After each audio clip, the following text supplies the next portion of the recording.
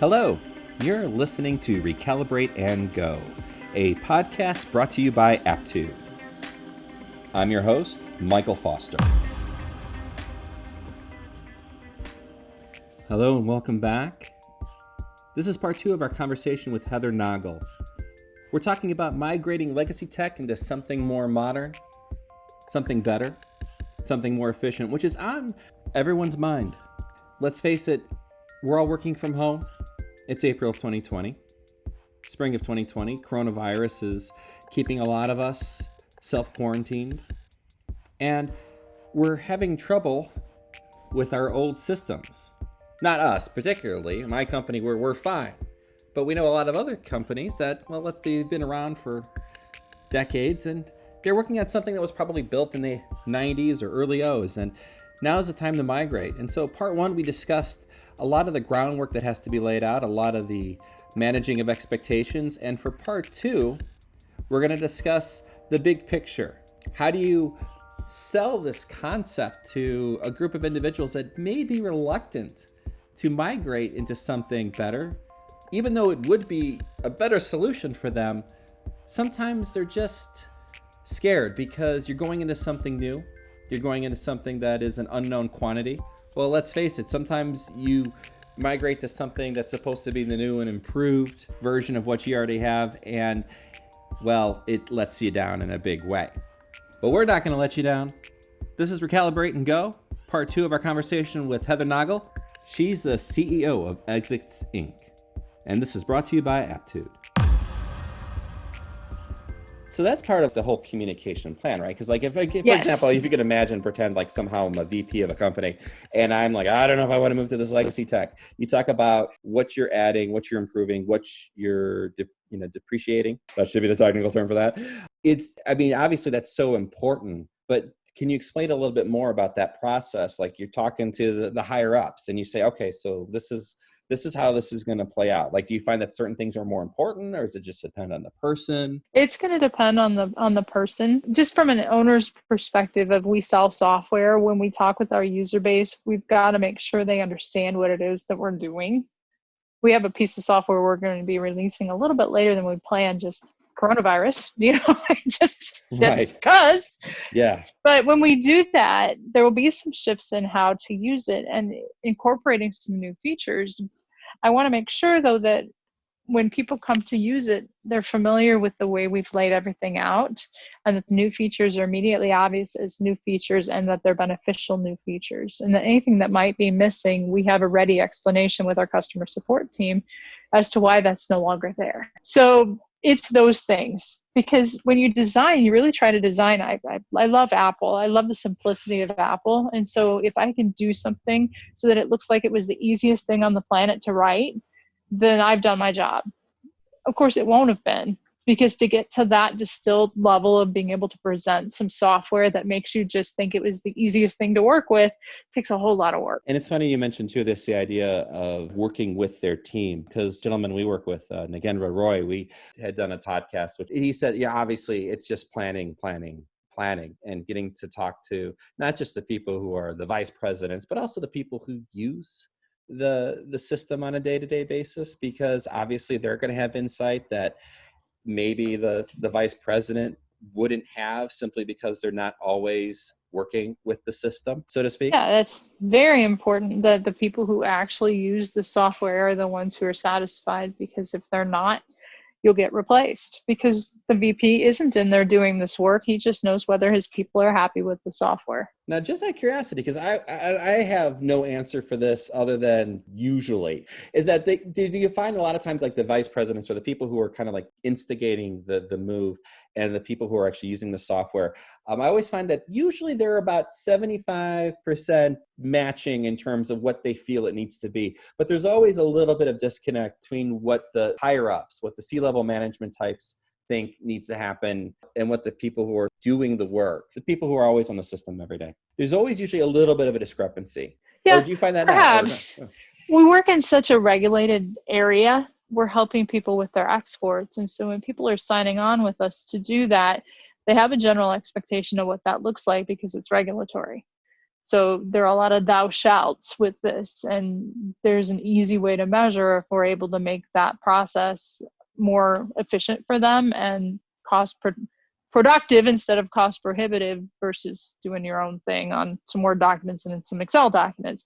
When I do consulting work, though, that does open up quite a bit, because then you could be building something new, you could be replacing something old, or you could just be going and doing solution consulting and talking through these things as an impetus to try to get to where you can replace software. It depends on who's at the table in the early conversations, how the conversation is going to go. So sometimes on a sales effort, you'll have the VP and you'll have the people who are actually working with the software. And those tend to go really well because you can be really honest with each other. If somebody, as a consultant, is just there asking the questions and there's nothing politically loaded behind it. So those are some great conversations where what needs to be shared is shared before the purchase of software or before the purchase of services at that point. I know in my time, because I've built websites, I've never done any major coding or anything like that, but I've done the front end kinds of things and marketing and advertising and so on and whatnot. And I find that a lot of times too is when you involve people in the business from all aspects, not only do they bring wonderful insight from different lenses, from different perspectives, they sometimes make your job easier because they tell you exactly what it is that the website needs to do, or what the thing needs to do. And obviously working in your industry, you have a lot of sort of predetermined parameters that help. In other words, you don't have to do a lot of explaining. So sometimes you'll run into a manufacturer who thinks it's been just doing domestic shipments, but they happen to be to Canada. Well, that's an export. So there's sometimes needing to draw on our partner network to get them completely compliant and ready. But for the most part, people come to us knowing what they need and what they're bursting at the seams frequently. And so they know they need to upgrade what they're doing to a true automated solution. And so they're ready for the conversation. They're well versed in their export compliance, and they're decently versed in, given the capabilities, how to do what they do well, but they can't scale. The best word is scale. So if they're bursting at the seams in the amount of exports they can do with the number of people they have and the tech that they've got, they can't forecast if they're working in Word and Excel and other legacy sorts of things. But if you go into a system like ours, then it's an immediate pain reversal, because now all of a sudden you can scale. And I imagine that's a reason why smaller companies replace their legacy processes, which are with legacy or, pieces of technology, with a system like ours. So then you have that whole level of, when you get an older system, it's a really good system, it's a computer system, but it too needs to be replaced. So I think those are two different things, and I'm talking a little meandering. Well, that's But okay. I think you get where I'm going with that. No, it is completely. Yes. No. And each that's, I think, what they're looking situation. for. Yeah, each situation is a little bit different, and if you bring the right expertise to the conversation, you'll get the result that they want. If you're, let's say, like a vice president or you're the director of IT, how do you know, okay, we got to tackle this problem? Is there usually something? Is it a pain point? Is it just, obviously some people are more forward thinking, so they're going to jump, they're going to want to jump ahead on it. Is it financial? Is it like, okay, we're now starting to lose money because of this? Like, what would you say to somebody who's kind of like on the fence? I would probably have enough of a conversation to determine a pathway, to determine not if, but when, because that's really the conversation. It's not if they should, it's whether it's this year, next year, 5 years from now, or what have you.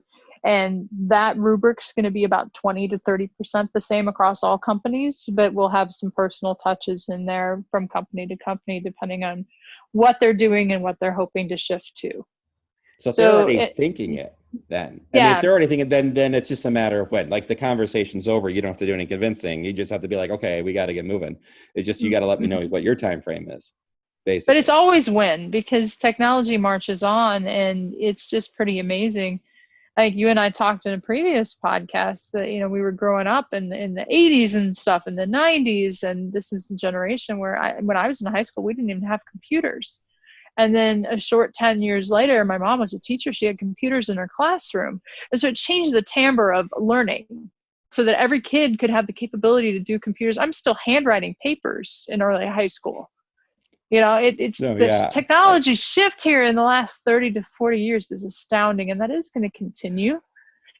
And so it isn't a matter of if, it is a matter of when. And for companies who are forward thinking and who want to grow, there will need to be a shift in either tech, processes, or both. No, I was part of that generation that we had a computer. It was one computer, and it was like the school computer. Basically, it's get off of there, Kevin. Get off. Stop playing Oregon Trail because your oxen have died of influenza. And then like someone else would go in and just be puzzled by it for 15 minutes. Like I remember that was my generation. And even in high school, there was like you had the school computer, and you had 2,000 kids in the school, and you all had to sign up for. Eventually became a lab. Then you had like 3, and then it was like, wow, this is amazing. We're so advanced. Time for a break. You're working with an old legacy system yourself, and it's so outdated that you have to like digitize one of your technicians like Jeff Bridges in Tron, and he has to go in and throw frisbees at people. I didn't understand the movie either, and they made a sequel. You don't have to worry about that anymore because we're Aptude. We've got the top talent, and whether or not you need to just patch up the old system you have until you're ready to move on to something new, or you're ready to move on to something new. Sometimes it's so hard to say goodbye, but with Aptude, it's a whole lot easier. We're Aptude. Come visit our website at aptude.com.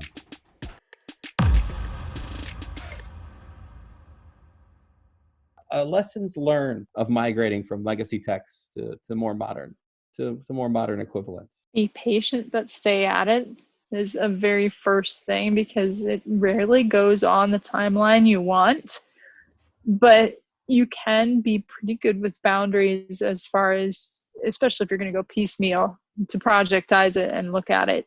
If you can start with something small and get a success. And so one area where you need to modernize your tech and your processes, because right now I don't think there are processes without tech. I just really don't see it in the year 2020 that you could do a completely manual process and have it not be supported by technology, at least in the auditing portion thereof. So find an area you can improve and just continue to improve. If you're going to do a big system overhaul, like say replace your AS400 with SAP or with Oracle NetSuite, something like that, that's a much bigger process, and that's going to require full commitment. But from a perspective of a business person looking at the win, because it is a win, not a whether, that's probably a yearly exercise at a minimum of what needs to be done and how long can we hold off doing it if you're backward thinking, or what can we tackle now to get the biggest return on investment for our people and our company is a more forward way to look at things. Before we let you go, I got to ask, your Scrabble best is 487. I played Scrabble. My wife loves Scrabble, and she's always trying to like, come on, let's play some Scrabble. I'm like, no, I want to play my PlayStation. That sounds like a good score, but you have to kind of educate me on Scrabble. 487, is that Guinness Book of World Records? No. Where is that? I got to know. That's tournament level. You might actually hit, some success at a tournament with that. It's knowing every 2-letter and 3-letter word on the planet and how they intermingle with other 2, 3, 4, and 5-letter words. So your board is a big lock jam on that particular thing. I've only ever hit quite that high once, and that was, I think, 2 or 3 7-letter words and a whole lot of scrabbled together 2-letter words. So. See, I'm like one of those pretentious players. I'm trying to like spell exoplanet. Wait, if I get 3 more letters, I can do this. And I kind of forget that whole strategy. Just keep the word short. That's how you win. So that's the best way to go about it. So, but thank you so much for your time, Heather. It's been a real pleasure, and we look forward to having you on again. Okay. Thank you, Michael.